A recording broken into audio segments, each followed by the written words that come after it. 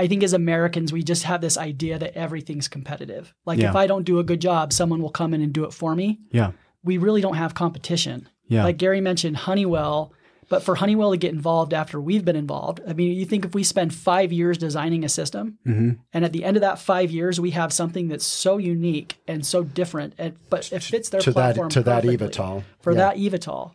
If they then said, well, we don't want to do business with you anymore, they don't own any of that.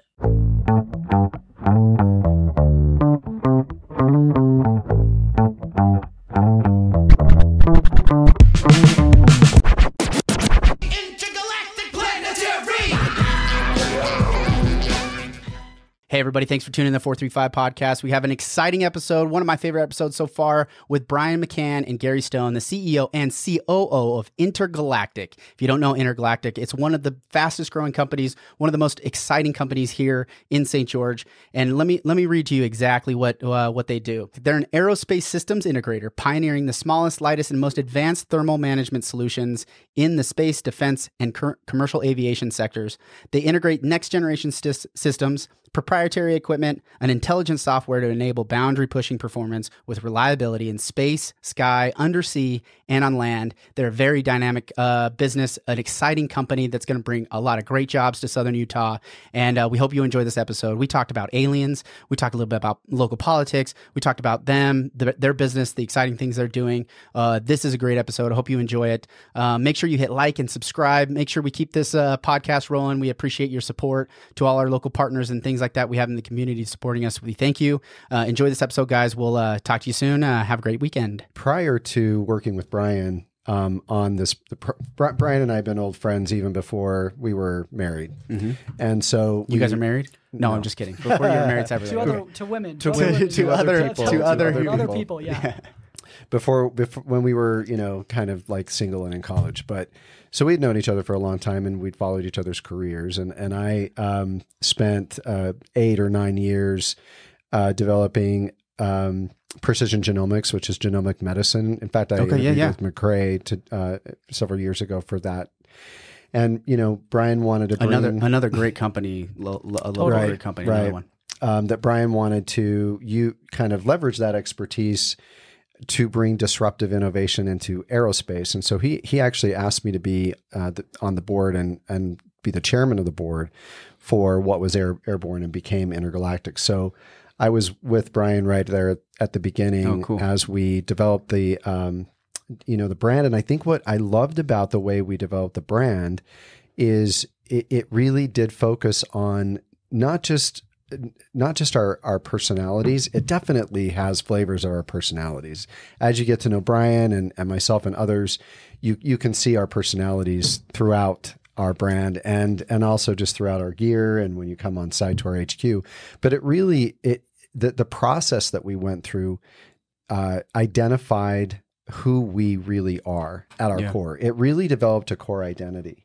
And that core identity also included and developed our core values. Mm-hmm. So our core values include humility, impact, and humility is one I'm going to ask Brian to talk about in just a minute, because that is probably one of our major drivers. But humility, impact, precision, fun, and invention. And these 5 core values are really what drive everything that we do. But if you think about it, what company has fun as a core value? Yeah, right. All of our employee engagement falls under that core value, and we drive all our decisions through that core value in harmony with the other core values.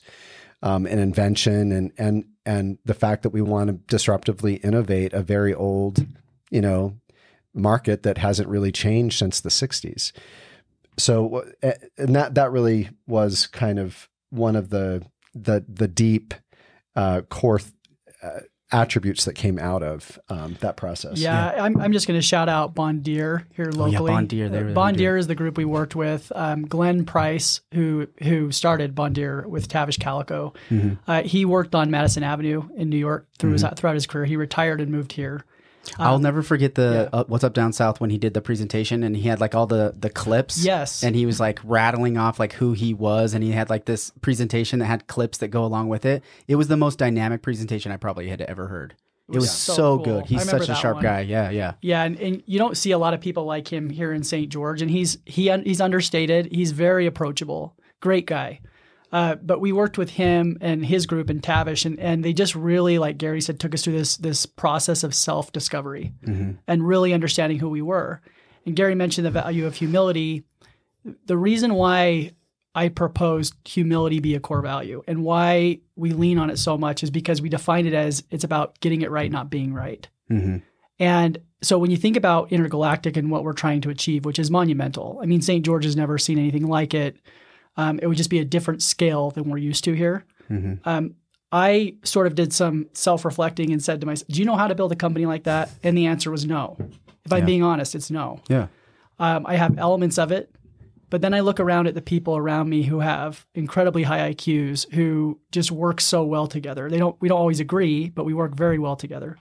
And humility just fits. It's not about any one of us trying to leverage ourselves or our capabilities above anybody else. Yeah. It's about getting it right. And that's what we're determined to do. I think something that is consistent when you look at big companies, really, really successful companies, that, you know, they start and they adopt this culture. And sometimes it's borderline militant. I could even say like it's almost cult-like, where you have this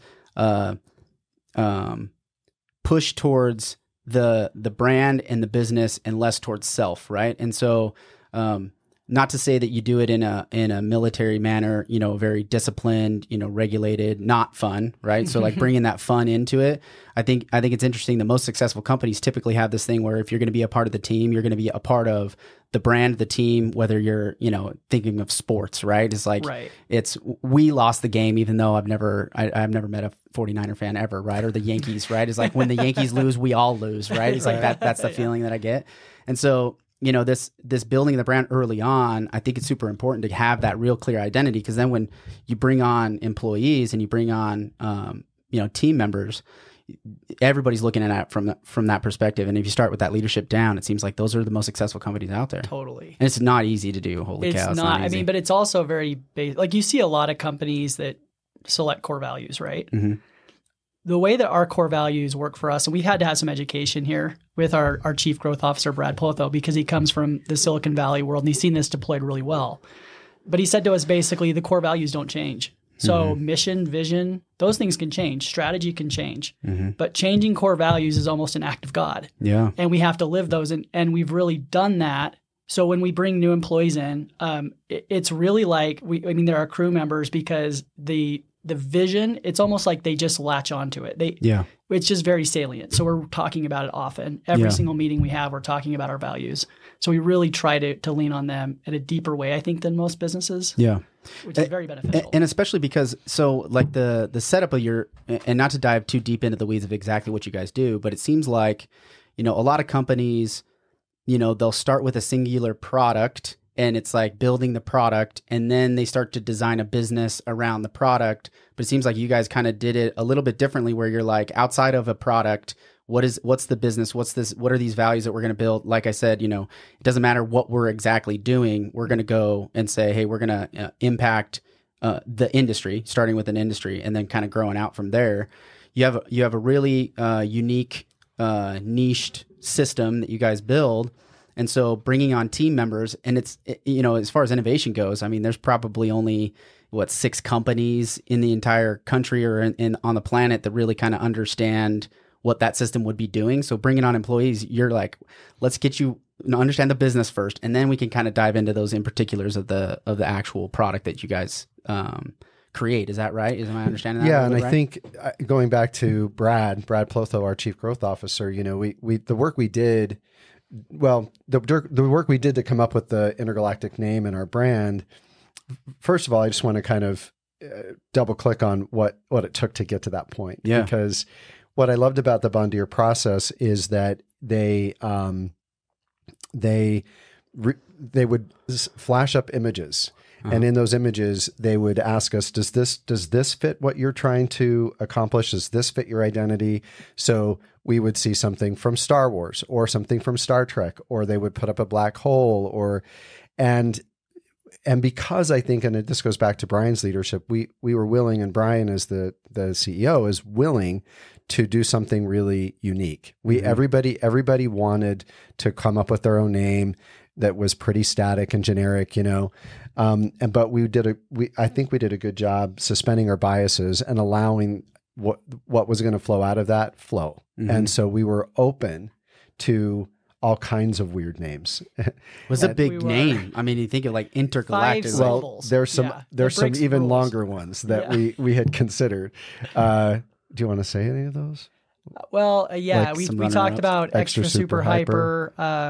Space Parts was another one. There was a bunch of them. Space Parts? 11.5. That's probably one of my favorites. We're big pop culture geeks, and so 11.5 was one, which references November 5th, 1955, when Doc Brown invented the flux capacitor. Oh, nice. So there was stuff like that, but it was really fun, like Gary said, and it really engaged us quite a bit. And honestly, I'd recommend that process to anyone. Yeah. And so then Brad taking that work we did and really putting it out on social media in ways that this industry doesn't use social media.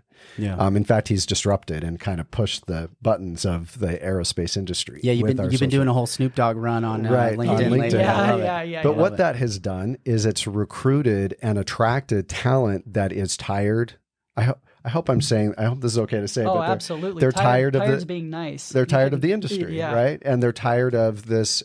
If you ever watch the Apple TV original show called it's actually To All Mankind or For All Mankind. They kind of recreate the story of the space program. Okay. And you look if you watch that show, you can see how stodgy and old fashioned that industry is, and it's because it was so new and novel and different but risky too. And risky. There's all these monopolistic. things. I mean, you're monopolistic. Everywhere. So, but it never changed. Like these people that are still leading in these industries have a mindset of 1962. And so when you go and see Intergalactic and you are a new engineer or a really seasoned engineer who's highly talented but not recognized by a big company like another aerospace company in Texas or Colorado, and they see what we're doing on LinkedIn, I don't know how much they even care what we're working on. Yeah. They want to be part of who we are. Yeah. They want to be on our team. It seems like Elon Musk kind of shattered that mold. I mean, he came into an industry and he's like, oh man, what is going on here? And he just kind of broke that mold where it's like, what's the problem? Let's fix the problem. Let's just go from A to B and not have all these middle steps that just, and I think it makes sense to me where I grew into this monopoly because you have this really high risk, fairly low reward in a lot of circumstances when it says, a lot of technology came out of the space program is like almost like almost like the chaff, right? After you've harvested, going to the moon, you're like, oh, a pneumatic ratchet, right? Like this idea that you could,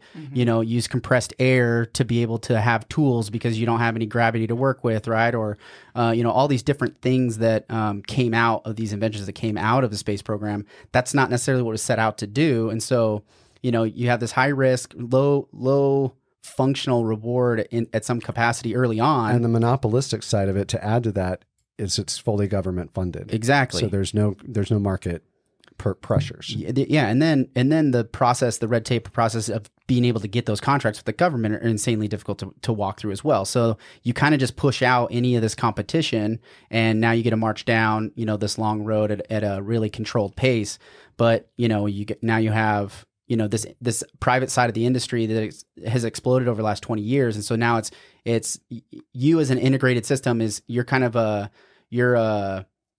you're the system in the middle, right? You have these big platforms. You have Lockheed Martin, and you have these bigger companies that are creating these platforms, and then you're this I hate to say bolt-on type. No, we are though. We're a systems company, so we do the thermal management regulation on those platforms. And so that's not what Lockheed. I think some people misunderstand and think that a Lockheed or a Boeing actually does everything on the plane. Right. They don't do anything on the plane. Right. They basically sub it out. Yeah. They put it together, the final assembly. Yeah. But the systems like landing gear or aileron systems on the wings or engines, those are all procured from other entities. And so what we're doing specifically is temperature control. There is a cabin cooling element to that. That's what people normally think is like for keeping people cool. Yeah. It's mostly electronics and computer equipment, yeah. or high-end weaponry or sensing equipment that just requires a ton of computing. Well, yeah, and, you know, jumping into that side too is especially when you go on the defense side is, you know, heat signatures and things like that. This is what, you know, this is what things are latching on to. So when you can keep the temperature down in some of these systems, you know, it's just going to make efficiency go up. It's going to make, you know, all these components work. Can I give you an example? Yeah, for sure. I think that one thing that people would be interested in is we're working, for example, on the new lunar rover. Okay. The reason why that's important is when you're on the moon, if you're at the equator of the moon facing the sun, you're almost at 300 degrees Fahrenheit. Wow. So you think about all the problems that would cause. I mean, that's an oven. That's just too hot. That's funny because I thought it was cold. It is on the dark side of the moon. Yeah. So for whatever reason, I thought it was cold. If you were, so just hypothetically, you're at the equator of the moon facing the sun and you jump in your rover and you drive around the moon to the dark side, the exact same point at the equator.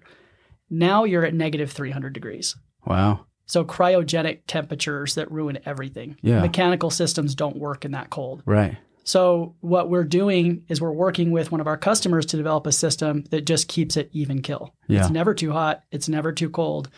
The lunar rover, the new one, this isn't like the old 1960s, 1970s, like, you know, erector set type, like bouncing around. These are actually really high-end vehicles. Yeah. And now they can use these high-end vehicles to explore an area of the moon we've never been to. Yeah. And some of those areas, so just going back to that heat, I love this topic because what a lot of people don't understand is that you have these extreme temperatures on the moon, but that's why water ice is hard to find because it will absolutely melt when it's facing the sun. And so you want to find water ice in craters or on the South Pole. Yeah. So the other mission, the Artemis missions that will be in part of that also includes actually building a moon base on the South Pole. Yeah. For the purpose of mining ice and doing scientific research and actually having human habitation on the moon. Yeah, which is just crazy to think, these types of things, we thought we were going to already be there, right? If you look back in time, the expectation was that we were already going to have a moon base and there was going to already be all these things. But there's been this big pullback from technology over the last 20 years. And now we're seeing this boom again.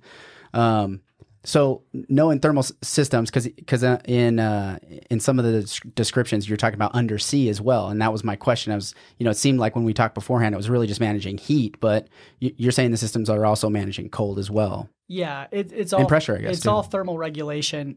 In fact, this is, if you look at advanced aerospace, so next gen aerospace, whether that's hypersonics, supersonics, electric, spacecraft. I mean, there's even concepts for like a rocket to punch out of the atmosphere and come right back down in a different part of the world where you could get anywhere in the world in 30 minutes. Yeah, crazy. Right? All of that is increasing heat. And the number one issue really that the Department of Defense has highlighted in these new platforms coming to market is heat. Yeah. Because think about a hypersonic platform.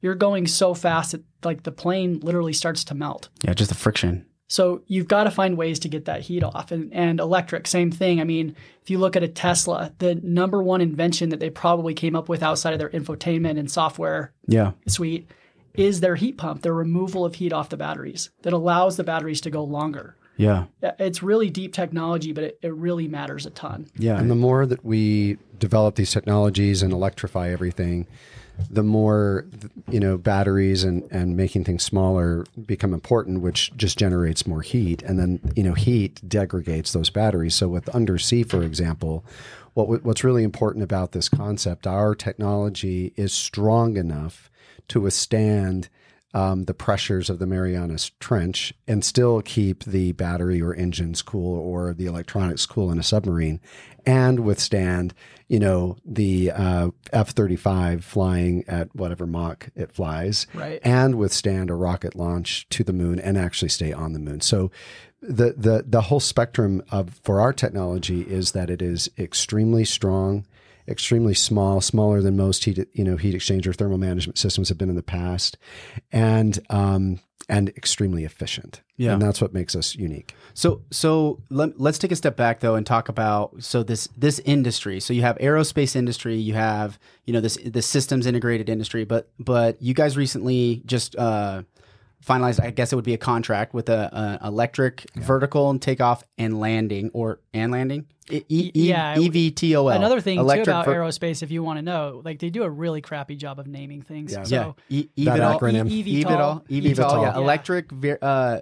Electric vertical takeoff and landing. It's a horrible name. It's a horrible name. So it's a flying Uber. Think of a flying Uber. I was reading the Morgan Stanley did a market analysis on projections for the market, and then they just jumped into acronyms. I'm like, why did in the summary of the thing they already started with acronyms and don't title any of the acronyms? I'm like, oh my god, acronyms. So air mobility market is a segment of this market, which previously included a couple of other systems, but they really kind of divided into two. There's two futures of this air mobility market. One being transportation and logistics, and then like autos and shared transportation. So air mobility, shared. So the idea is, and a lot of people are like, oh, your private aircraft that can jump you out of LA, get them out of traffic. It's a 30 to 45 minute flight, or maybe even less, right? 20 minutes that just kind of takes you out of one area and puts you in another in a quick way. This seems to be the biggest portion of these two markets. So just transportation, logistics, and autos. And that left out all of the military side of things, all of the stuff that we've been talking about already, and their projections, which I think it'd be tough to project this out in my view. By 2040, it would be a $1 trillion, and by 2050, a $9 trillion industry. Yes. And that's just for transportation, logistics, autos, and shared mobility. That doesn't even include any of the military side of things. Right. And so in my mind, where are you guys? Obviously, you're wanting to hit as much of the market as you can because it's so versatile with what these systems can do. But, this agreement you signed with Eve Air Mobility out of Brazil. Maybe talk a little bit about that and why that's a big first step, I think, for you guys. Maybe it's a first. Is it a first step? Maybe it's huge. Well, we've been in the military sector. Yeah. And so it's really important to us. One of the things that I want the audience to understand, because it's our local friends and family, is that what we're talking about for Intergalactic and our sister company RAM and others around us is that we want to be in St. George for a very long time. And to military contracts last a long time, which keeps us stable long term.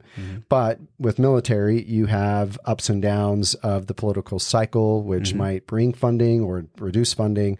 So you want to have a commercial part of your diversified portfolio. Yeah, like Boeing, like in Huntington Beach, like I remember Boeing, they laid off like 1,200 people, right? Like just overnight, and then they immediately started hiring people back. Which exactly, so odd. That's like why that's this industry, and it drives us nuts. So it's like within 3 months they're back hiring people again. How you mitigate that is through a commercial sector. Yeah, and really this is super stabilizing for Intergalactic because it gives and jobs in St. George because it gives us both commercial and military. So on the commercial side with Embraer and what is happening with Eve, Eve is a spinoff of Embraer. Embraer makes those planes. If you go to the St. George Airport and get on, one of the commuter jets, that's a Embraer airplane. United Airlines, uses those same kind of planes. And one of the things that they're trying to do is move toward electrifying airplanes. Yeah. So I think what will also blow some of your listeners' minds is that we are also working with companies like Embraer to move away from jet fuel and use electric airplanes, not just eVTOLs, but an electric plane that can fly you from here to Salt Lake. But the eVTOL, one of the ways that I think about it, and I want Brian to kind of talk about the futuristic side of this and put the Back to the Future spin on it. But one of the things that I have background in is our Life Flight helicopter here in town, and I was part of helping bring that here. And one thing people don't realize about these eVTOLs, sometimes when I talk to my parents, my boomer parents about this, they're like, well, I'll never take a flying taxi, a flying Uber around town. But what these also will do, because they're more stable than a helicopter, is these will replace helicopters, especially the fixed wing vertical takeoff aircraft. Because when you have a fixed wing as part of the equipment, then you are less likely to crash. Well, and the interesting, this is just another sidebar benefit to this, is I was looking at a study on sound and they're like basically like 5 times quieter. Yep. Now, granted, the decibel level is still high. It's not like you're not going to hear them buzz by, but they're significantly quieter than a helicopter. A helicopter, especially on takeoff, is insanely loud. Exactly. And that's not going to be the case. You don't for these have electrics, you don't right? have a combustion engine. Yeah, right. So what about your thoughts about just the fun kind of futuristic side of I don't, again, this industry is really crappy at helping people understand what we're working on. Mm-hmm. So, the excitement about it. So if you go to Silicon Valley, especially in consumer tech, which is not as technical as people think a lot of the time. So these are products that they're producing very quickly and they're bringing to market.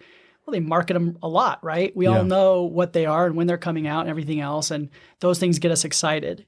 Apple gets us excited.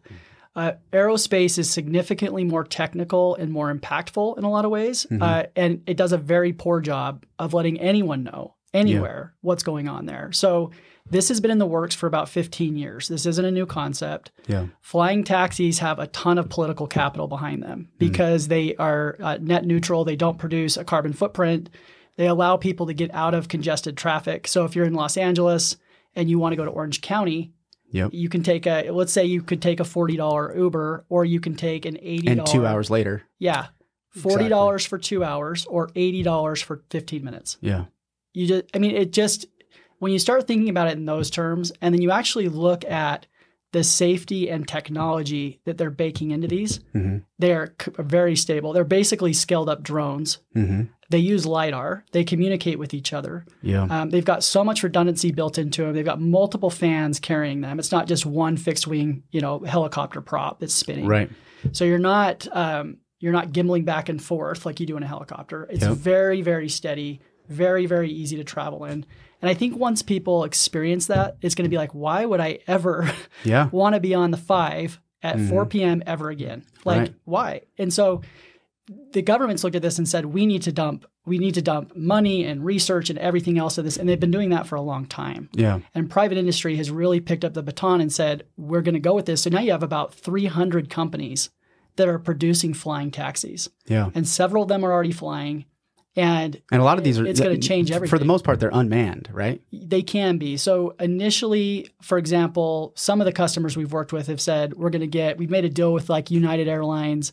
They're going to stage a pilot just so people feel like, oh, there's a pilot. This is a funny conversation. Because you bring up not having a pilot and you instantly lose people. They're like, right. But what why would we ever do that? It's so much safer. If you talk to a pilot, especially one of like a 747, it's like the thing flies itself. Like, if you get on a 737 nowadays, like the 737 MAX, the pilots aren't flying it. Yeah. The intervention, a pilot can intervene, but this has already been going on. Autopilot's already here. It's already been there.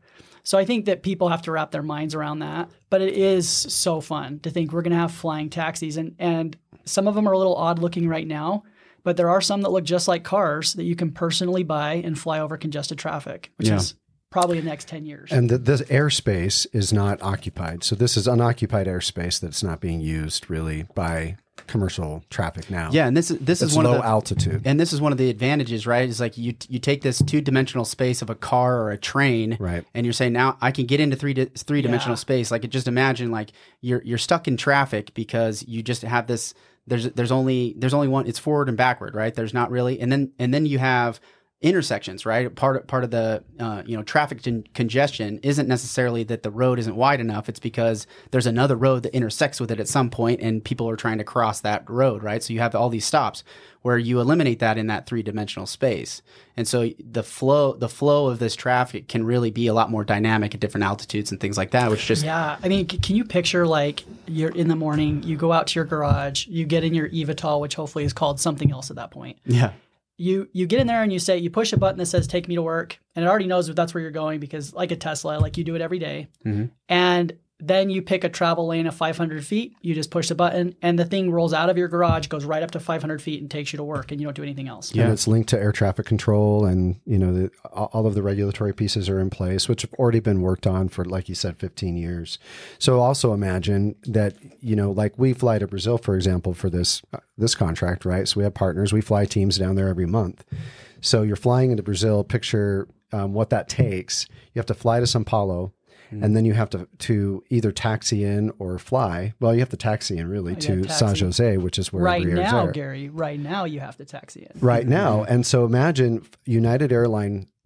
You buy a ticket from United Airline, and they have your jumbo jet that takes you across, all the from North America to South America. But then you get off that airplane and onto an eVTOL, a shuttle, that has United's brand on it, and it's part of your ticket that shuttles you to your hotel, right, and drops you off into the hotel, right, their parking garage, the top floor, becomes the landing spot for that eVTOL. Yeah, and these kinds of thoughts, the first thing that jumps into my mind is like as a real estate agent, I'm always thinking about planes, the path of the plane coming in and how you got to listen to these planes, or even recreational planes, right? If you're out in like Desert Canyon and on the south side of town, that buzz of the planes all the time, a lot of people don't like that. They don't want that. And so I can see there's going to be a lot of pushback, especially in small towns like we are, but transportation, go spend a night in New York City and it's a buzz sound all of the time, right? So there's not really, you come from a big city, this isn't necessarily going to radically change that environment in a negative way, in my opinion. If anything, you get rid of a lot of cars too, which changes smog and all these other things that kind of come along with it. Do you see, I talked to Rick Atkin about, creating, between private industry and trying to, the conversation was around how do we build I think his term was like a sandbox for businesses to want to innovate, right? And what are the industries that can kind of be innovative? And he brought up eVTOLs. And so it would be like, we create a space here in Southern Utah that's it's training grounds for these types of products to allow to make sure the systems work and give these environments to where they allow. But then you have all this pushback from the public of like, well, we don't want all these things buzzing around. But do you see an environment where St. George could fit into? Do you see them coming to St. George, or are these going to mainly be big city type stuff? SkyWest, where is SkyWest? Right here. And who does SkyWest invest in? Eve. Oh, they do. That's right. Sorry, I was thinking from a customer perspective. Yeah. There's such a tie to these right out of not just us. It's SkyWest. Yeah. In fact, we've had Embraer come into town, and we invite their customer SkyWest to come with us to dinner. So we're a supplier to Embraer. Embraer is a supplier to SkyWest. Yeah. So these do absolutely have a play here in St. George, and I think that what people have to wrap their minds around is this will be regulated to travel lanes. Yeah. So you're not likely going to see, you'll see rogue stuff here and there, but you're really not going to see a proliferation of people just taking off and flying wherever they want. Like the Jetsons. Yeah, right. Yeah. It's got to have roads in the sky, which the FAA is already working on. Yeah. So you might say, I want to go to work, and it might say, well, the road to get to work is this way, and not allow you to go a different way. Yeah, it's like taking you out over the desert. You're not going straight over. And because of where our airport is, this is a prime area, and also because of tourism, this is a prime area for eVTOLs. Yeah, for tourism. So or for businesses. So you fly into the St. George Airport and you want to go up to Zion. Yeah. Do you take a shuttle up there, a rental car, or a eVTOL? Yeah. And work with United to do that. In fact, there is a new expansion at the airport, and I forget what that new expansion is called. It's not actually the airport itself, but it's a private company that is the industrial. Is that what you're talking about? No, what's going over there. Have you seen the airport recently? There's a big, a little bit. Yeah, they're expanding it. Okay, and yeah. The expansion, basically the airport leases out part of its footprint to a private company that will sell private fuel to private aircraft. But it's also a perfect kind of setup for an eVTOL. Launch area. Yeah. And also maintenance and all those kinds of things. And so the St. George Airport's prime. I imagine I want to fly into St. George and then take an eVTOL to Tech Ridge, where we'll build our new building. Tech Ridge is a great showcase for eVTOLs. Yeah. even Las Vegas. Right? Las Vegas is perfect. You could, if you could jump in an eVTOL so let's say you buy a flight out of Salt Lake or out of Las Vegas, and your ticket includes eVTOL pickup at a parking garage in St. George. Yeah. And you're getting to Las Vegas in 20 minutes. Yeah. And then you get on to the McCarran Airport. For those of us who travel a lot, for those of the listeners that travel a lot to Vegas, that's huge. Huge. Yeah, absolutely. And from a cost perspective, it's bringing these costs down, right? And so part of the thermal management system that you're creating is doing just that, not necessarily just bringing the cost down from, hey, you put this big system in that might be expensive, but now they can add components, they can add battery power, they can add weight to it that they didn't have to have otherwise. eVTOLs don't work without our technology. They really don't. And that's another thing that, I mean, we beat out Honeywell for that contract with Embraer. And if you know Honeywell, that's a giant company. So what is this? What does it entail? Because what I saw on the article that I read is that they have some pre-orders for about 3,000 electric vehicles. But what is this relationship? Is it a long, several years? Is it a number of units? And then my second question on that is that I know initially the system that you created, especially for defense and some of these more complex platforms, they were like $500 to $1 million per system, where that can't be true of these or maybe I'm wrong, and maybe they're just expensive at the moment. Yeah, it's interesting because it is a commercial system with commercial architecture. That means that, like, for defense, we can't go to China or Malaysia to buy labor or parts or anything. We have to do all domestic, which is challenging because the U.S. doesn't manufacture much anymore. Right. So finding those suppliers locally makes it a much more expensive system. Okay. Being able to go out of country does allow us some cost savings there, but it's volume oriented as well. We're like the military systems, the big ones that we've won, it might be $500,000 a piece, but they're only going to buy like 200 a year, right?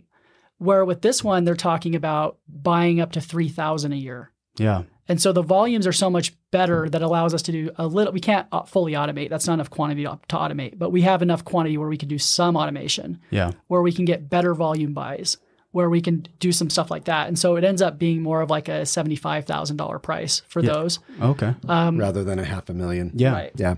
That's a big drop. But because of it's huge. And that's another reason I think, we're so competitive. But, I think the thing that's also exciting about this is how much revenue this brings in to our company. Yeah. And I can't think of another company, in St. George that will be bringing in $500 million, if not more, of revenue.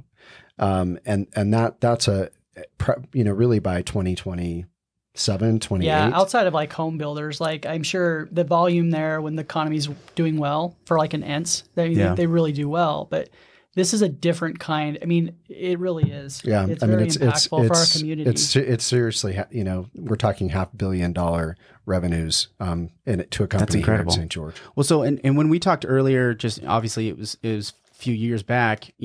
Part of it, because I'd asked you, is this a manufacturing company? How do you guys designate yourself as a company? And then, as being headquartered here, it's almost like Boeing, right? You have headquarters, but then you also, the manufacturing's offsite somewhere else, right? So maybe walk me through what is, because I'm really interested in that, the economic impact. For one thing is a business coming, revenue coming in. How does it trickle out into the community? So my question's leading to like, what's employment look like for you over the next maybe 5 to 10 years? And is it manufacturing type jobs or is it service type jobs, inside that?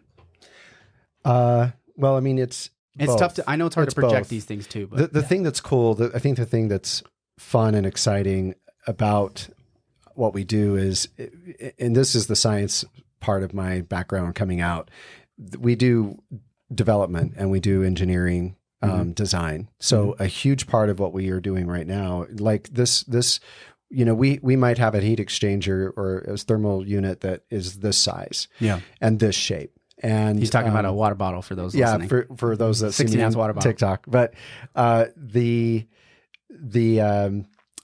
for the aircraft that we're doing with Embraer for the eVTOL, they have a specific shape and design, and so we will have to work with them to even though we have the basic foundation of our design technologically, we still have to design it into their ship. Right.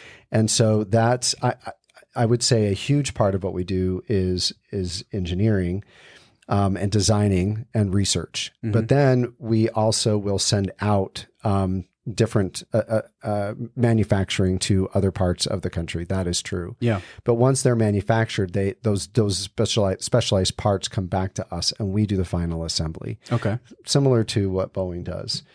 But I think the other thing that's exciting is that we've just created a new mothership, if you will, called Event Horizon. Nice. That Brian is the president and executive chair of. And Event Horizon owns Intergalactic and owns RAM company, RAM Aerospace.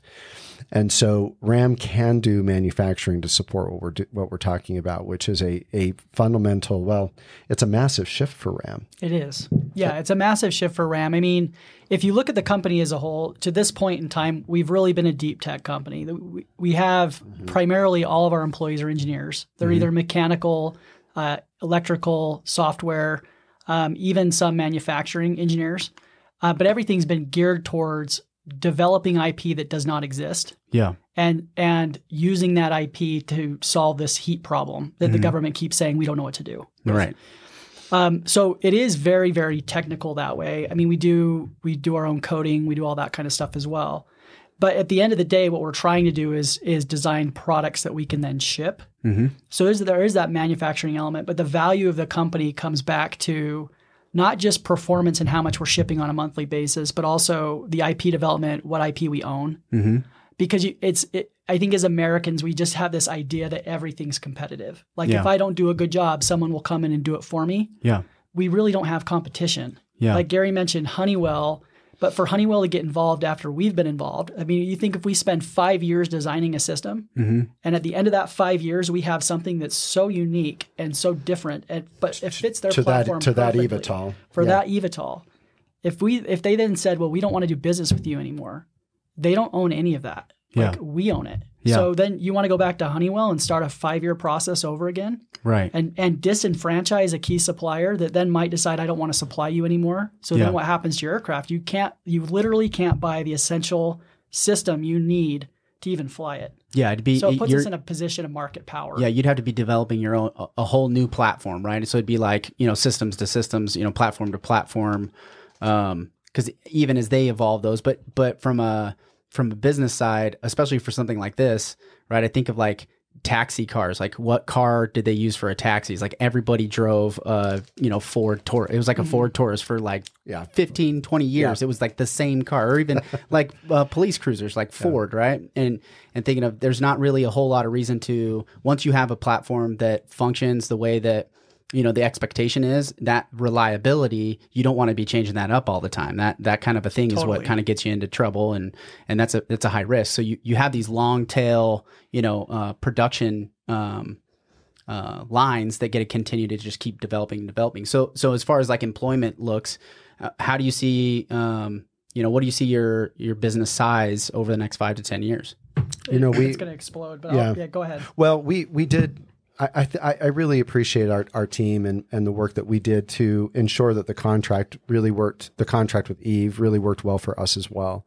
And that allows us, the way we have it set up is we can actually, and we will be suppliers on other eVTOL programs that might come out of Germany or out of the United States. So this first program, iteration will be probably about 60 jobs. But I think what's important for the community to understand, and that's just the beginning, is that those are high-paying jobs. So whenever I like to listen to your podcast and watch you on TikTok. I appreciate it. And you talk a lot about housing and affordable housing. And one I heard that you did just recently was, how do you mitigate that? Well, there's strategies.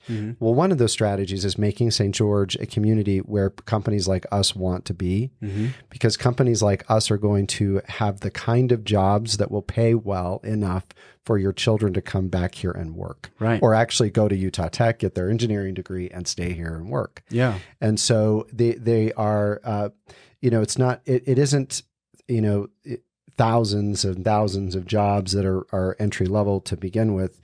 They are, 60 employee, jobs to begin with like Eve. But as we get into production, that will obviously expand just for that one contract. There's many others that we want to win, but they're high paying jobs. Yeah. And so, that was one thing, when you look at these big, towns, boom towns, they center around some type of economic driver, right? And so, obviously, I think the consensus across the community is that we don't want to be this massive city, right? They want to keep a small town feel as best that we can. And I've said this a billion times, so if you've heard it before, I just like driving this home. only 11% of our entire county is privately owned. So, you know, when you think about that, 89% of the land from Pine Mountain south, right, all the way out to, you know, past Zion, that is, there's not going to be development. There's going to have to be significant changes. Most of it's federal government, some of it's state. So I don't like, I don't want to be patronizing and somebody saying, well, you know, we need to have all this open space. And I just keep thinking in my head, I was like, we have more open space than almost any county in the entire state, right? That's protected. Or anywhere in the country. Right. Really. It's legitimately, you know, we're an island. We're like this really compact island surrounded by desert and open space that really in real reality, we don't have a ton of water to develop anyway, which, you know, there's a lot of technologies and things like that are going to help us grow. But at the same time, if you can have a community that is wealthy in jobs with, you know, high paying businesses, you can still stay a smaller community. It's just everybody there, they make pretty good money, right? And we're a retirement community anyway, and I think the projections is that's only going to continue because that's kind of the way that they've built it over time. But, you know, having big companies like you and Zonos and technology companies that are 21st century companies, and including manufacturing, because I'm a big advocate for some level of manufacturing that goods can be sold outside of St. George, right? Something where you can have jobs here, but it's not necessarily that they're being bought here, that they're going somewhere else, and then we keep the money and the revenue. And this is, I think you guys are probably the shining star when it comes to that at the moment. I would say we are. You know, I worked for Intermountain Healthcare for most of my career, and you know, Intermountain Healthcare is the largest private employer in our community, and you really want. That's a true sign of a retirement community when healthcare is your largest industry. Yeah, like I was just going to read this off because I had this pulled up. So in 2022, this is just from this is from the state site. And so this names Intermountain as number 2. Number 1 is Walmart and their distribution center. So it's all the warehousing plus all of the different Walmarts in there. So they have between 4,000 and 5,000 employees. Then Intermountain Health. Then Washington School District. So then we're going into, you know, education, Dixie State or Utah Tech, St. George City. These are the top 5. So there's legitimately one real private. I guess Intermountain is pseudo-private, public. It's private. It's private. Okay. Yeah. So we have 2 private out of the top 5. Then we go Home Depot, SkyWest, State of Utah as an employer, Washington County, the City of Washington, U.S. Postal Service. Like, you know, there's not really a whole lot of private businesses. And then from there, we're at 11. So the top 11, we have 5 actual private businesses that are employers for the county. You know, and that's that 11 spot is 250 to 500 employees, right? So we have this 4,000, and in the 10 spots, we go down to 250 employees, you know, and non-governmental type jobs. And we all know the government doesn't pay super well, right? There's not a whole lot of money when it comes to that public. Well, and the government doesn't make money without businesses coming here and paying the bigger taxes that are necessary to make a business or make the government thrive, the city thrive. Yeah. And so, you know, one of the things that when I was at Intermountain Healthcare that we really wanted to see is healthcare not being the number 1 or number 2 slot, that you want to have manufacturing, you want to have the tech jobs and jobs that are higher paying, right? And so I think that's a really important component to what we're trying to do. One of the challenges, though, is you really do have to have the blend of, it's not just about having a bunch of new jobs, you need higher paying jobs. Yeah. And the other thing that you need that I think is exciting about what we're doing is continued development, like on Tech Ridge. And so this most recent contract with Eve also results in our need for space. So RAM has space for us to, and that's where Intergalactic is now, but they only have so much space. So there's property behind us where we want to actually develop faster, because we're going to have to move faster in terms of construction on our own property at the RAM location, even while we're in architectural design for the property on Tech Ridge. Maybe you could talk about that, first step. Real quick, because I just want to button up this employment piece. Yes, the employment piece, yeah. So something that, you know, a lot of people talk about this, the construction industry. So we just went through like private companies, but something that's been the biggest economic driver for Southern Utah for really the better part of the last 20 years has been construction. Now it's construction on a lot of different categories: infrastructure construction, roads and schools and things like that. But then housing and honestly, if you go to LinkedIn and you say St. George and you pull up the list of like who's on LinkedIn, about 60% of them are mortgage lenders and real estate agents, right? And so like when we think about these economic anchors for our community, this, even though you're kind of a hybrid manufacturing type of a company, these are weathering our economic stability, right? When we think of like, if the housing market crashed in 2008, I want to just remind everybody, if they didn't know or if they've forgotten, is that the biggest part of our workforce left St. George, right? It was like 30% of jobs just evaporated, over the course of about 12 months. And so, and then they leave town because there's no supporting, municipality around us to have jobs for other things. So they leave, but then they don't come back. And so then we're in this restart mode.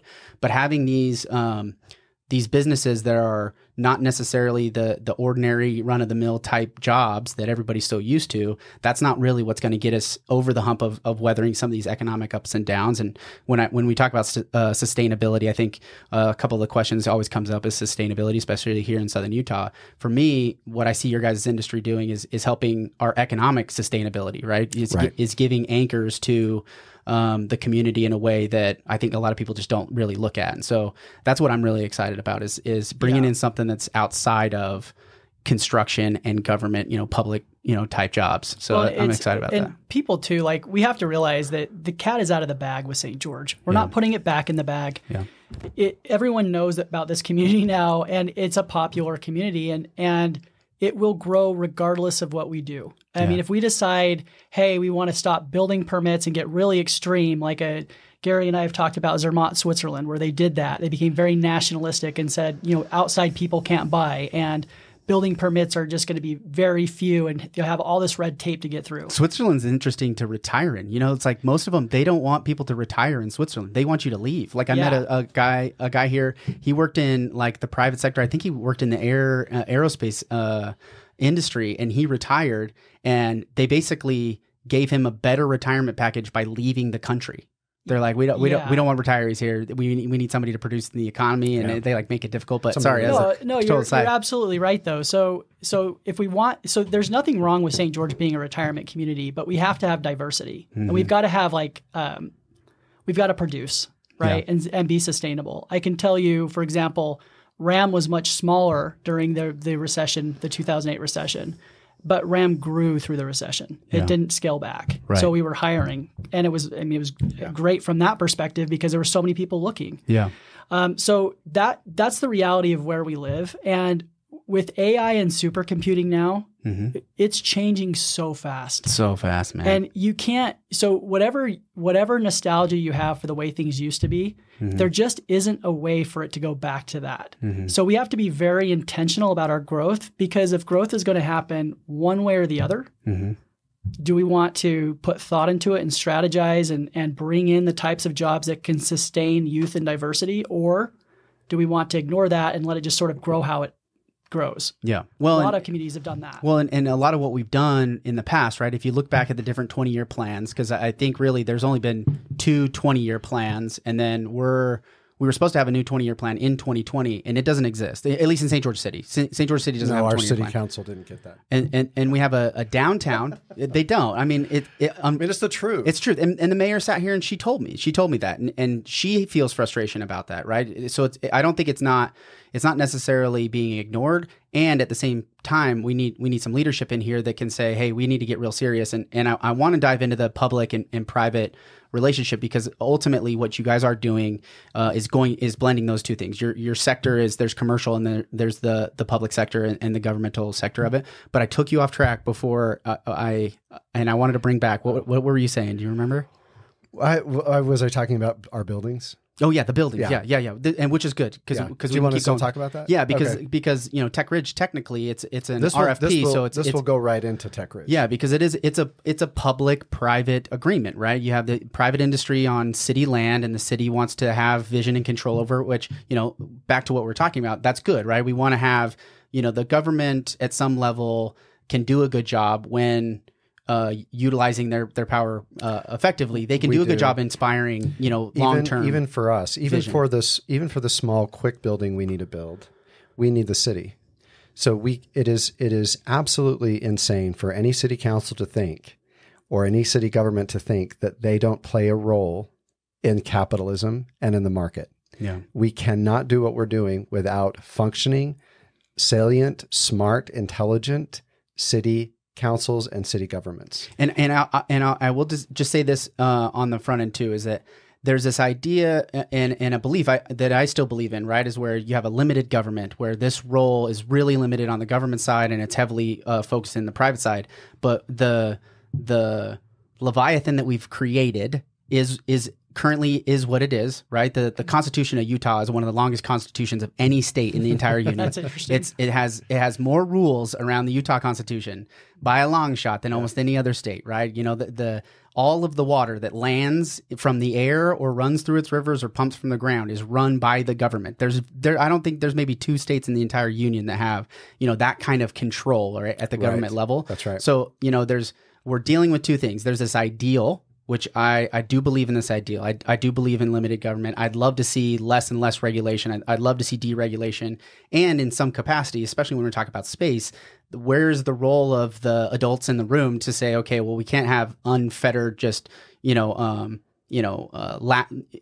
when it comes to defense and national defense and some of these things. Like there's a big role for government in some of these things. But living in the reality of where we are today, that role is very crossed over. Right. Well, and when I talk about the role of government, I want to be really specific about the role of the city government, the city locals, because that's what we have a lot of control over, and that's what's been most concerning about what's happened over the last couple of years with our city council, is that they have lost their way in understanding their role, and they are concerned about policies or things that they have no control over. They do not have control over state government or state policy, nor do they have control over federal.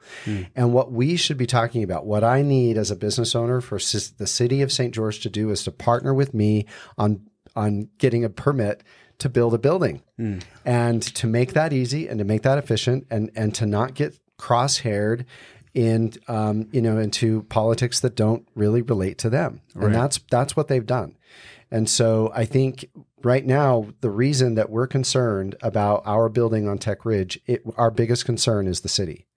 And so we have a massive contract with a major company in Brazil.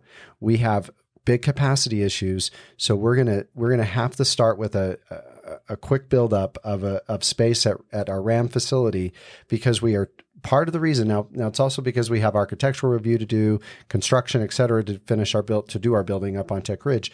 But I can guarantee you, one of the main things that Brian and I and our team talks about that we're concerned about is the city.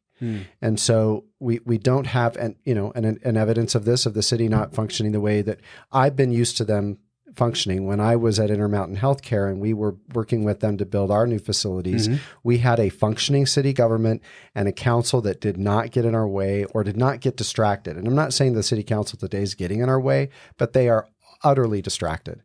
And that was not the way it used to be. And so that's what I mean by we need a focused, intelligent city council and government that understands their role. And I think of it like I've heard this analogy a bunch of times. So it's thinking about, you have a jar and you have sand and you have these rocks that you have to put in, right? Because you have a scale of priorities that need to be done. If I put all of the little priorities in the sand and I deal with all those things first, I'm not going to fit all the rocks in. But if I put the rocks in first and then pour the sand on top, then I'm going to be able to handle the entirety of what. Thinking like an engineer. Yeah, right. It's you kind of go back to first principles, right? You kind of go back to these first values, right? You go back to the values that you guys have as a company and say, okay, what is the one thing I can do today that is going to impact ultimately my end goal at the end? What's the most important thing that's going to knock down the most dominoes to get me to this end result? And if the city's vision, it was mapped out, if they have this 20-year vision and say, okay, let's just say worst case or best case, depending on who you are on the side of the table, we're going to get to 350,000 people, right? Let's say we've solved all the problems and we're at 350. What does the city look like at 350,000? Or what's that 11%? What's the capacity of the land, right? Let's look out in history and time and seen cities of similar size, maybe similar geography, which were really unique in a lot of different ways. But let's look way down the road and then work backwards from there, understanding these first principles and saying, okay, now what's the most important thing, right? Going back to zero-based budgeting, saying, hey, what's the most important things we need to fund right now so that we can achieve the end goal of not running over budget or not losing any money, right? These kinds of things. So back to what you're saying, is there seems to have been a lot of distraction. And right now, especially with, if you're looking at the economic situation as a whole in the world, we need to be really prudent about the next steps that we take, right? Those next steps are going to be really important. So back to Tech Ridge, if you were to write the perfect picture on what it looks like up there, what do you guys want to build up there? I mean, look, this is so important for St. George. I'll say that I've sat in different meetings where I've heard people say things like, why do we want to support Tech Ridge and just attract more people from California? I'm not from California. I was born here in St. George. I would very much like to grow a next-gen aerospace company here in St. George. Yeah. If the city gets in the way of that, then it's really, it's just silly because there's already enough physics and momentum against me. Yeah. I don't need my own city saying things about me that aren't true. Yeah. Or leaning into ideals or things that really are just counterintuitive, that don't push the city forward. I mean, we're really trying to build something here that will pay your children more. That's a technical job, and technical jobs are so relevant. I mean, we're moving, the whole country is changing right now. Our GDP is changing, where it's allocated is changing. And tech jobs are the thing. Like the data shows it. We can ignore that. We can say, hey, we don't like tech jobs. That's the way our economy is moving. And if our kids don't have those kinds of jobs, they really do face this really unique prospect of being replaced by machines or computing. Yeah. That's where we're at. And so we really do want to have that here. And I think Tech Ridge just plays a really important role. So what does it look like? I would really like it to have, what it looks like in the end state is pretty dang cool for one. I mean, to have those companies come in here, but to create an ecosystem. That's what I think people miss. I had a conversation not too long ago with some locals, and they were talking to me about Tech Ridge, and they were very interested. I mean, they just didn't, you could tell politically they had some issues with, the government getting involved and bringing in outside companies and stuff like that, which is fair.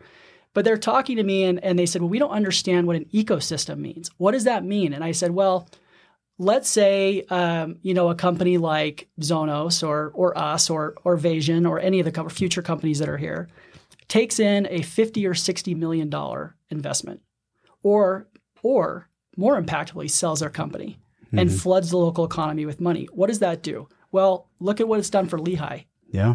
Right? You have all these people who are instantly millionaires who then start their own companies or start investing locally because they believe in the community.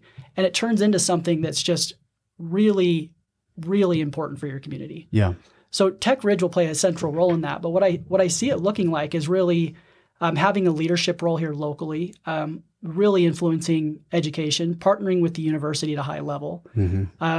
Very interactive, allowing people to see exactly how these technologies are being, placed in the world, and really creating the beginnings of that ecosystem that will move St. George forward. Yeah.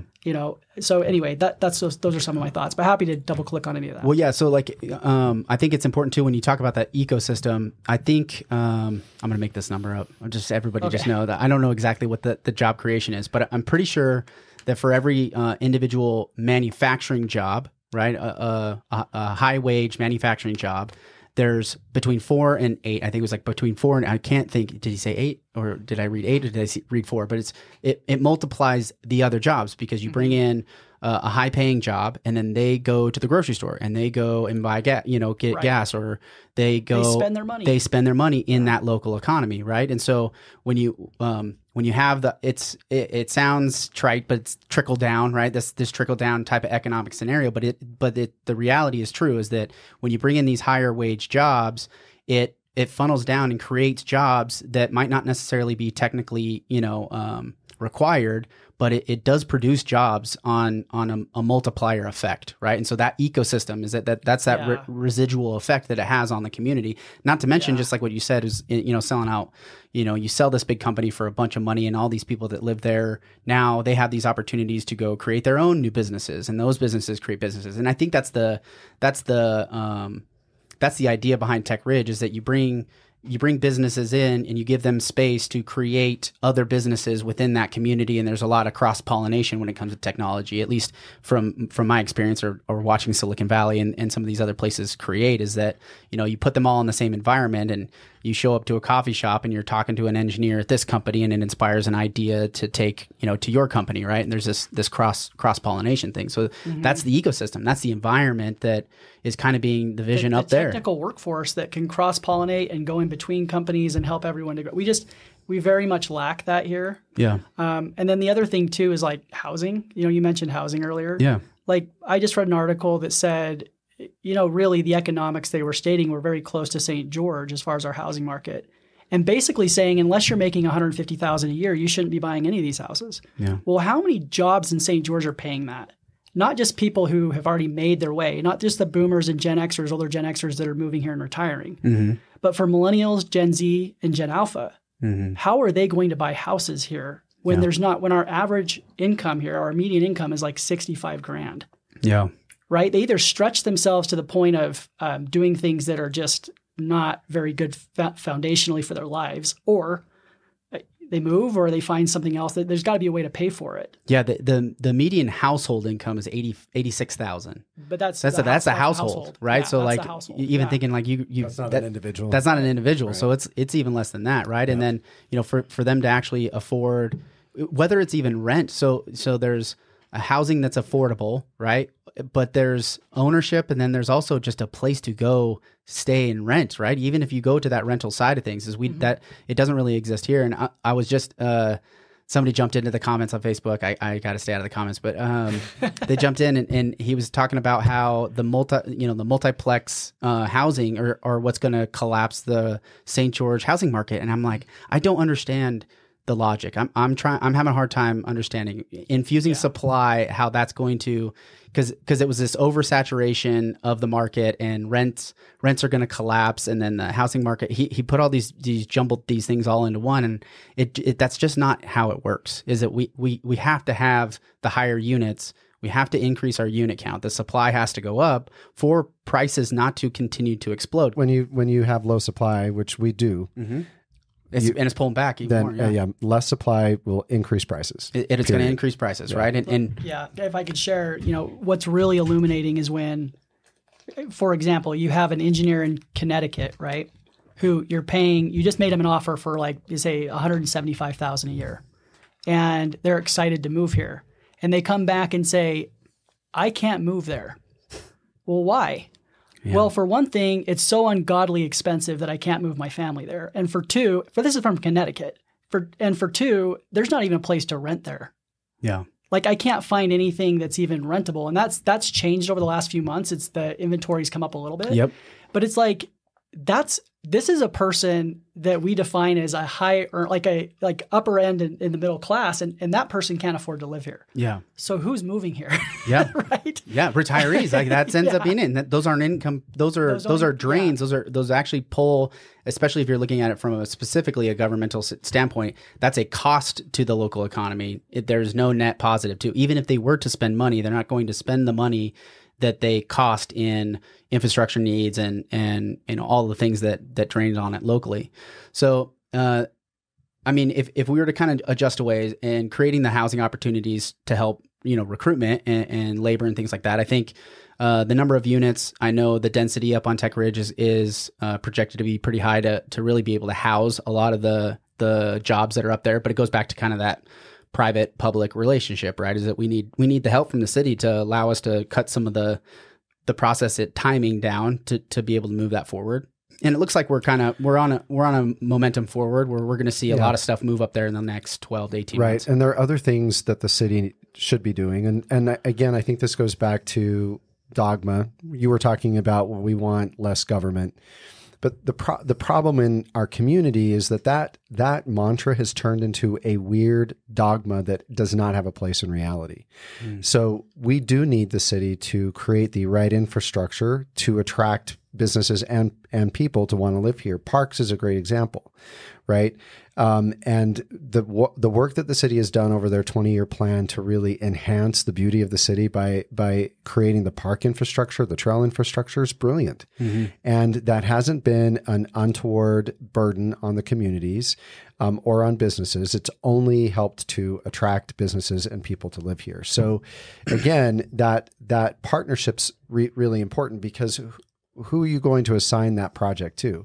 Right. Am I as a private business going to work with Devin McDonald and his Chick-fil-A's and then somebody else to try to create the park infrastructure and build trails and keep them maintained? I'm really glad that we did pass that as a community. That recent general obligation bond. That's really positive. So again, I want to move away from dogma, conspiracy theory, or even just uneducated guesses about how you do work together between public and private sectors.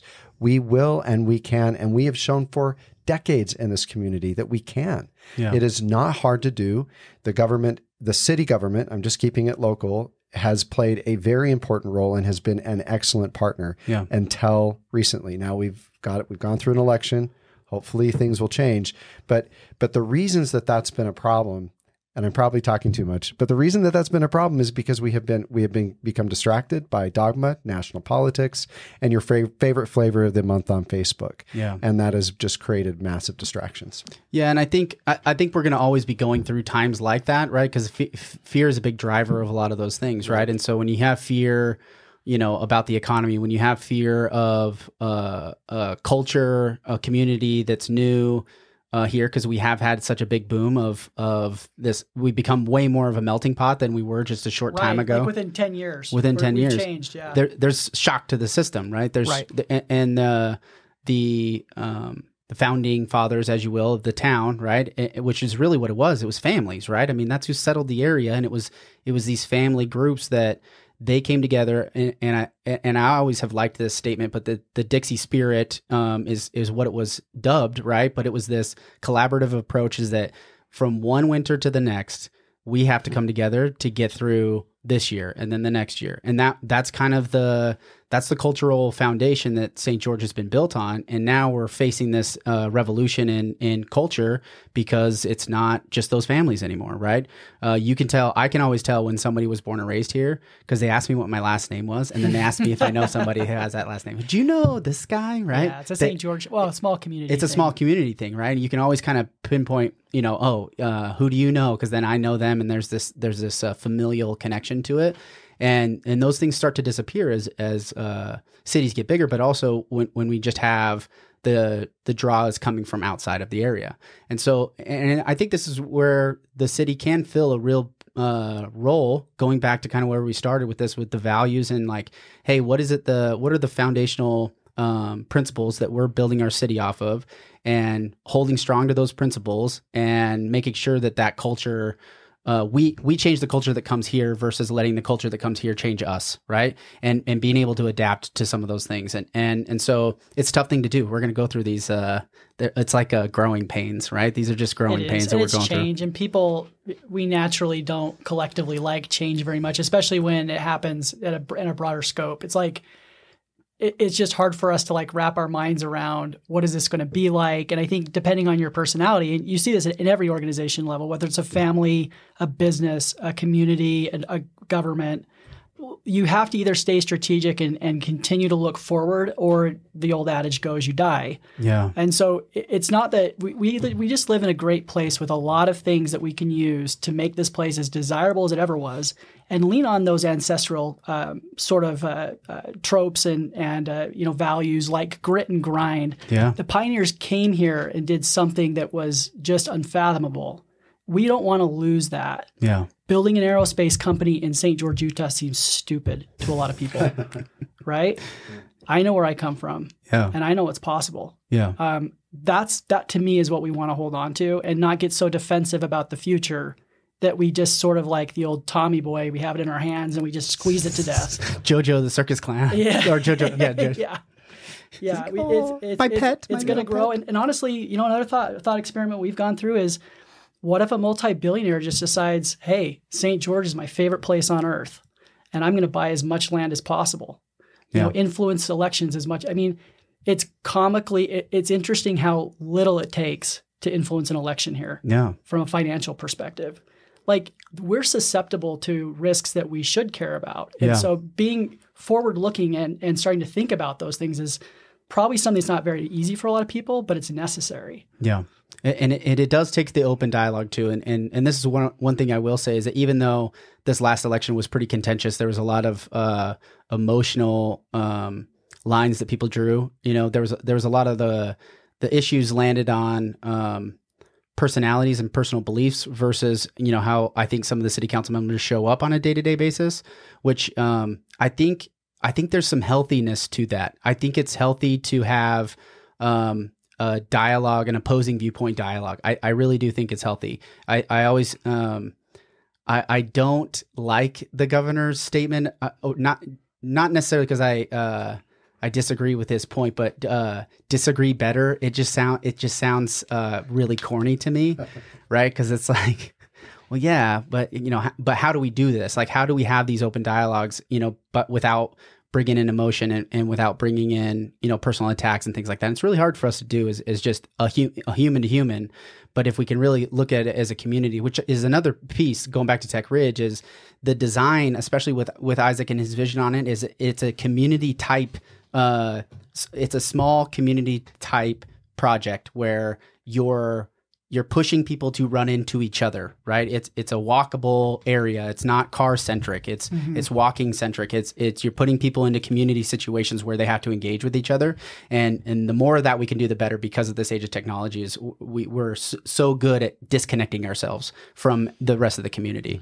And that's not what really built St. George in my mind. Well, you bring up a good point. I mean, I think part of the problem politically, and not to lean too much on politics here, but we've become so good at putting ourselves in echo chambers, right? If you go downtown St. George and you start talking to people, especially 10 years ago, more than likely everyone you talk to probably aligns with you politically, sees the world the same way. If those are the conversations we're having, and then we're watching news and programming that just reiterates our own biases back to us, we do tend to think that we're right. Like, we're right no matter what. And we lose that like age-old ability to just go out and say, I want to find out from different perspectives and point of view so I can round out my opinion and make sure that I'm considering everything. I mean, we do this as a business, right? Gary's perspective, his personality, his politics, everything about him are different than other leaders. Right. And I'll go to Gary and ask him a question, and he might take a completely different viewpoint than someone else. Yeah. But hearing both viewpoints allows me to make a decision that's grounded, that's considering the whole thing, and not just jumping to what I want to do. Because what I want to do is ignore both of them and just go and do what I want to do, right? Which you could do, but it's easier. Right. And if I'm in an echo chamber, then I might think that I'm brilliant, and that's what I should do. Right. But yeah, we've got to get that back. Diversity is big. It's important. Well, and I think I do have a different perspective on this whole situation with the city council, because I did work closely with the city council for years on building projects, the helicopter, precision genomics, up until a very recent election. And so I don't know how much, I don't know what, well, I have my opinions about what caused that, but I think what has been, I'm very concerned about what has happened just in very recent years, the last 2 or 3 years with the most recent council changes. Because before then, even at those moments, even in 2015, 2014, we still were seeing tremendous growth, and we didn't have the city council falling apart into a clown show. We just didn't. We had a city council that stayed partnered with businesses, that stayed focused on their job, that understood what their role was, right? And they didn't freak out over national politics or some conspiracy theory. So I just want to, there's a warning for us to really understand what has happened recently. It's definitely more than people being, it is fear-based for sure.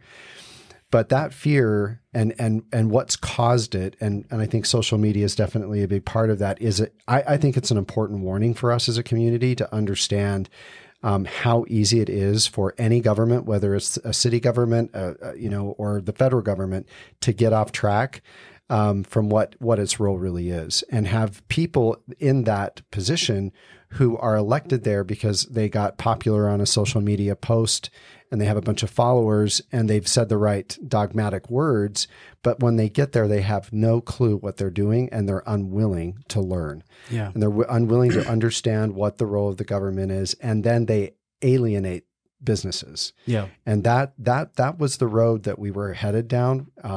I don't know. Well, I don't know the final election results. Yeah, and I think it's pretty much dialed in at this point. But I think that really the only change in seat, because Jimmy Hughes and Steve Kemp were the top 2 vote getters, and Danielle Larkin, and then I believe, I think Paula, then Brad, kind of rounded out those top 5.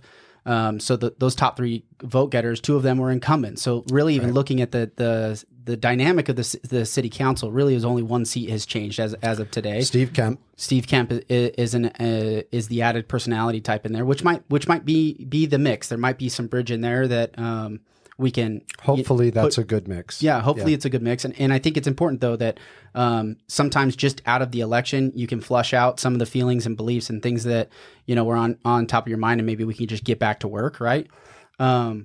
And so, but let's jump, because I know we've been here. Which you're trying to help with. I really am trying to help with that. I really want to be able to open up the dialogue on both sides, because I do believe that there's roles for all of those different feelings. Yeah, that's the point. Just the diversity of thought. And this might be one of the challenges too that we faced. I understand why the mayor discontinued public comment. It was the first of the month, first meeting of the month. Open mic night is kind of what I kind of talked about. It's like you get to get up and share with the city council your feelings, your thoughts on any particular topic. And what I hear from that when we shut that kind of public comment down is that people don't feel heard, right? And so there's a breakdown of communication between the local businesses, the local citizenry, and the communication with the elected officials that are leading the way. And so no matter where we end up landing on this, there's a belief and a feeling that a portion of our community is not feeling heard. And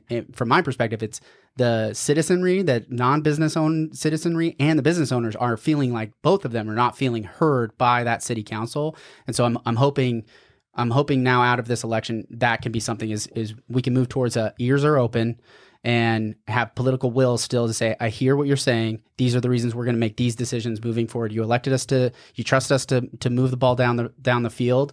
This is what we're going to do. And then they got to show up with those things. But and time will tell. But that's why we get to have elections every 2 years. And if we don't like it, we can go back to the polls and do it again. Yeah. So, but they got to get out the vote. We didn't have very many people show up to vote. I think it was only like 30% of the community voted, at least in the city of St. George. So but that's better than it's been in the past, isn't it? Yeah, it is for municipal elections, for sure. Yeah, for sure. We need young people to vote. We do. We need to get the whole spectrum. We got to get the whole spectrum out there to vote. Right. I got the last question, because I know we're at an hour and a half, and I know you guys, you're busy guys. I can't believe I got both of you on here. Truthfully, when I text you, I was like, both of you? Can I get both of you? Well, we're happy man. to be here. Yeah. I love it, man. Do you guys believe in aliens? Yeah, well, this is controversial. My gosh. So why diversity did you bring of thought. this up for us? Diversity of thought. This is our favorite topic. I need to go first on this one, not you. If I look at the UAPs, and whatever they are, like I'm like, man, the electricity. I wanted to talk. Part of me was like, what are some of the infrastructure needs of Southern Utah? That was the one question, and then I just figured let's just jump to the one that the alien question's more important. It is. People want to know. Yeah, I mean, my view on aliens is really NASA's view on aliens, which is that statistically it makes no sense that we're alone. So NASA has shifted their public comments on this topic. So it used to be there's no data, and now they're saying yeah, there's no data, but the data that we have about the rest of the universe indicates that we'd be really stupid to think we're the only ones that have life. Right. And so whether or not they've visited here, which is a constant argument between me and Gary, I don't know that, but I do really firmly believe that Earth is not I mean, if you just look at the statistics, we literally know now, and I brought this up the other day and you laughed at me, but when I was in high school, and even before when I was in middle school, they found 2 new planets, right? Yeah. So we had the 9 that we all know of, and then you've got, these 2 new that they found. And so by 1999, we'd only seen 11 planets. And today we've seen nearly 6,000. Yeah. So within 20 years, we figured out how to find other planets. And the more we've done that, the more we've realized that there literally are more planets in the universe than there are grains of sand on this planet. Yeah.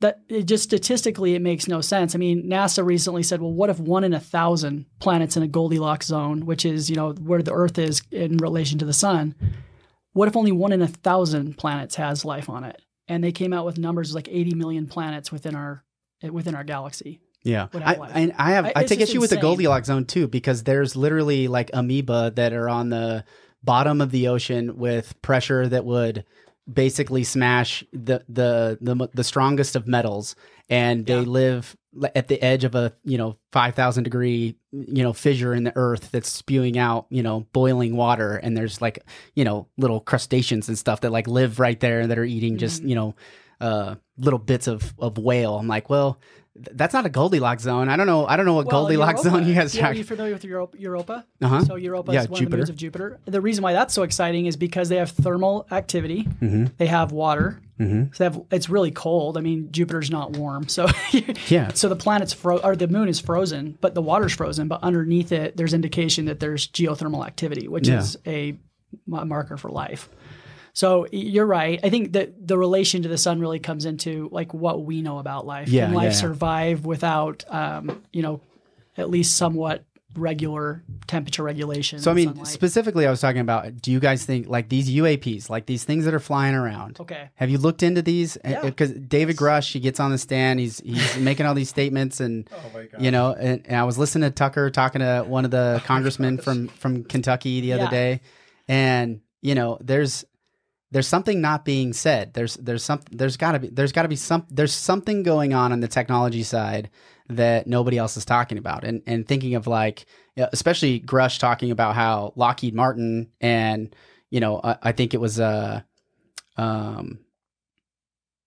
Grumman, they have these, crashed spacecraft that they have no understanding about how these things work, that they have these technologies. But you think that's all just a? I'm going to try. This is a perfect transition for Gary, because Gary loses his mind when I talk about this. So Gary, you go ahead. Are you sure? Yeah. I gotta know. You don't want to say what you think? I like diversity of opinion. I don't need to be in an echo chamber. So well, first of all, if you listen to his testimony, Grush, yes, I did. Well, what was he really there for? I love the look on your face. He was there.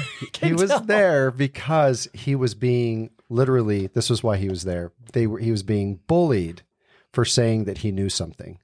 He didn't bring any evidence to the table. There were no hearings outside of that. The reason he was there is because he felt like he was complaining to Congress that the government, and specifically the aerospace industry, or not the industry, intelligence community, intelligence community is shaming him for bringing up his experiences or what he's hearing other people and his tell him. Investigations, right? Which he was his employed to do, right? And his investigations proved all he could ever say is, "I heard somebody tell me something." Mm-hmm. And whenever he would bring that up in the report, he would get bullied. And that's what bothered him. And what you have to understand is that the government has used misinformation campaigns to make people think, like the Roswell Act, that whole thing with Roswell. I went to school in Roswell. 100% I did. Misinformation campaign by the government, because some guy was listening in on airways in the community and said, "I think I'm hearing aliens." And the U.S. government, the Air Force who actually said, "Let's make him continue to think that, Because what we really have is a secret base here, which they did, and they didn't want the Russians to know about it. So the government deliberately, through the Air Force, perpetuated the idea that there were aliens. That was what was, creating the signals to dissuade the Russians from knowing anything about that base. And what happened? It was so effective that the Russians actually began investigating UFOs. Yeah. So when I think about, alien life, I'm completely in agreement. What happens again with kind of our fantasies as human beings, we hope that there's some grand conspiracy, that somehow something crashed, and we are holding on to the technology and we're reverse engineering. That's all of its bullshit. It really is. And here's why. This is where you get Gary's real Here's why, opinions. because first of all, let's just talk about like genetics. And when I look at the tree of life, and we were talking about this with octopus. Octopi. Yes, octopi. Not octopuses, octopi. Octopi. You can say both. Okay, you can. But you're right, octopi. We were talking about this because we do talk about this a lot. So it's not like we're not. I'm so glad I asked the question. You got us on a rant. It's probably another hour worth of conversation just to bridge the topic. Yeah, exactly. So if you look at the tree of life and genetic mutations that are beneficial, that lead to humans and lead to mammals, right? There we have mammals, the mammalian kind of family have a certain number of genes that, or types of genes that create a whole neural network that you don't see in lower life forms. Now, I know people get offended. My wife will say, well, wait a minute. What do you mean lower life forms? We're so arrogant. Well, we are. Complexity. It's complexity. It's nerve complexity. It's neural network complexity that you see in mammals that you don't see in other species. You also see it in birds. But when you look at octopus have a strangely so, a high neural network. Right. And yet they have a completely different evolutionary path. You can take us both back genetically to, and also morphologically to, a common ancestor for both species is the lukeworm. So you have thrilling. You have an evolutionary path that's going this way through non-vertebrates and an evolutionary path going this way to vertebrates. Okay. And vertebrates turn into, or evolve through these great, spans of time, neural networks that result in highly intelligent species like humans, like whales, dolphins, right? But then over here on this evolutionary pathway, where you would never expect to see such a neural network develop in non-vertebrates, is the octopus. So if you want, so for us to think, number one, that a life form, let's say the closest thing to us, the closest star to us is Alpha Centauri or Proxima, whatever planet might be out there. For how many light years away? It's arrogant first of all, for us to think that intelligent species is going to evolve to be just like us, right? Let's just say that it followed an evolutionary path that looks like an octopus, and there's lots of highly intelligent octopus that are there, and they have everything that they need. It's also really arrogant for us to think that they would care at all about us, and that they would send aircraft here that is so technologically unadvanced or disadvantaged that it crashes, and then the creatures, the biological entities that he claims that we have, were somehow human looking, right? They're either little gray aliens. They have 6 fingers instead of 5 fingers. Again, why isn't it an octopi kind of alien? And you've seen Arrival, right? Right. Okay. Right. Arrival's a good example. Yeah. Arrival's an excellent movie to watch to really understand where a species could evolve and develop along a pathway that is extremely advanced. And but again, so let's just use that as an example. They're kind of octopi looking, those aliens in that movie. Octopods. They're octopods. Yeah. But wouldn't it, from a probability, perspective, right? Anyway, from a probability perspective, you have a known growth trajectory of a species, right? Of life. I completely agree. You have a proof. Intelligent life can be on other planets. Completely agree. But just back to your point is that, it might be arrogant to think, but also using the current evidence that you have in order to formulate a hypothesis of how this would scenario. Yeah. It seems likely that if it's happened once with us, it would happen in a similar way elsewhere with basic biological and you could have human like, because if it's a law, right? Yeah, I totally agree. So take that same logic to why would they come here and not tell us who they are? Why would they stay secret? Why when you have that kind of conspiracy, which really is what he was presenting in that congressional hearing, why do we watch animals from afar and observe their behavior? Yeah, NASA from afar has as well? speculated on the intergalactic zoo concept. Yeah, right. But if we do that too. If they're that technologically advanced and they can span the universe, which would really require them to have some kind of technology that is so advanced we don't understand it, they crash land. That's what his report was, not just talking about the UAPs. This is why this guy has zero credibility. He also was reporting on Roswell. That is a well-known and well-documented misinformation campaign by our government. There was no UFO crash or little green aliens we did autopsies on, but that's what he included in his report. Well, UAPs, yes, I agree. They are unidentified. We don't understand what they are. They move in ways that we don't understand. But we're not using, and neither did he, a scientific methodology to really understand what those are. Are they artifact from the equipment that we're using to detect them? We have more research to do, but again, now those may be some kind of an interstellar object that came here to observe us. Probes, for example. Maybe they're probes. But again, why? Why would a species? Because I think the intergalactic zoo is interesting, but it's not hard for us to go and do an experiment with an intergalactic zoo. It's very difficult. The thing that I think people are missing here, and it's chronic, is how vast these distances are. That's the nail on the head. That's the problem. That's the problem. But I guess let me back you up. Going back to the why and going along the same logic chain of, you know, them being similar to us at some capacity. And I know we got to cut off. Going along that same trajectory of saying, okay, we know life has evolved in this way, or we believe life has evolved this way. So it would logically assume that it could happen in a similar way in a separate set of circumstances. Yeah. The why would also be similarly to why are we going outside of our own atmosphere and exploring, right? Yeah. Because there's an innate sense of wonder about the world, and so maybe a worry about our species' survival and multiplanetary. Would we stay secret and cloaked, or would we tell them we're here? I mean, if you want to use those logical approaches, and we had so much technology that we were able to go somewhere else, how would we treat that other species that we had found? I think that's the hardest thing to. If you're going to follow the logic of they're like us, think about how we are when we. What if we watch them eviscerating themselves, shooting themselves with ray guns, and they were like a warring country? like Mars attacks? What if they saw us? Because it coincides with nuclear bombs, and it coincides with millions of people dying in fields, never to move an inch. Right? We had Russians on one side, Germans on another side, and they were machine gunning into oblivion millions of people. Right? And you're like, I don't think we should go down there. They seem really unstable. So then they would leave.